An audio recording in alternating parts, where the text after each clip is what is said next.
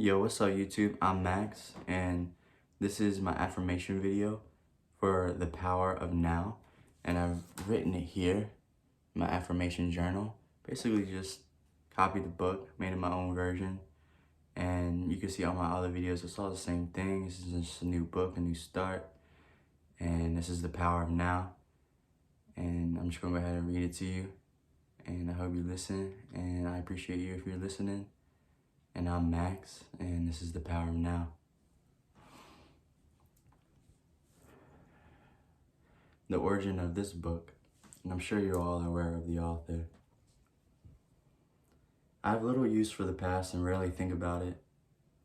However, I would briefly like to tell you how I came to be a spiritual teacher and how this book came into existence. Until his 30th year, he lived in a state of almost continuous anxiety with periods of suicidal depression.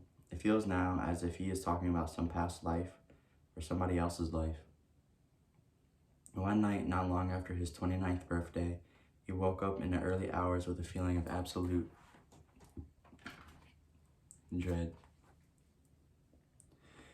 He had woke up with a feeling many times before, but this time it was more intense than it had ever been. The silence of the night, the vague outlines of the furniture in the dark room, the distant noise of the passing train, and everything else felt so alien, so hostile, so utterly meaningless that it created a void within him and a loathing of the world. And the most loathsome thing of all, however, was his own existence. What was the point of continuing to live with this burden of misery? Why carrying it with him in his continuous struggle? He could feel that a deep longing for annihilation, for non-existent, was now becoming a much stronger than more instinctive desire to continue to live. I cannot live with myself any longer.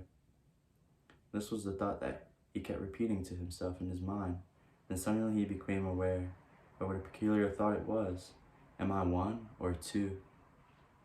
If I cannot live with myself, there must be two of me, the I and the self that I cannot live with.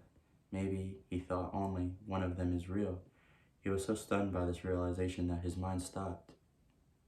He was fully conscious, but there were no more thoughts. Then he drew into what seemed like a vortex of energy. It was a slow movement at first, and then it accelerated. He was gripped with the most intense fear, and his body started to shake. He heard the words "resist nothing" as if it was spoken inside of him. He could feel himself sucked into a void. It felt as if that void was inside him rather than on the outside. Suddenly there was no more fear, and he let himself fall into the void. He has no recollection of what happened after that. He was awakened by the chirping bird of the outside in the window. He had never heard such a sound before. His eyes were still closed, and he saw the image of a precious diamond. Yes, if a diamond could make a sound, this is what it'd be like. He opened his eyes. The first light of dawn was filtering through the curtains. Without any thought he felt, he knew that there is infinitely more light than we realize. That soft, luminous light filtering through the curtains, without any thought, he realized this was love itself. Tears came into his eyes. He got up and walked around the room. He recognized the room and yet knew he had never seen it before. Everything was fresh and pristine, as if it had just come into existence.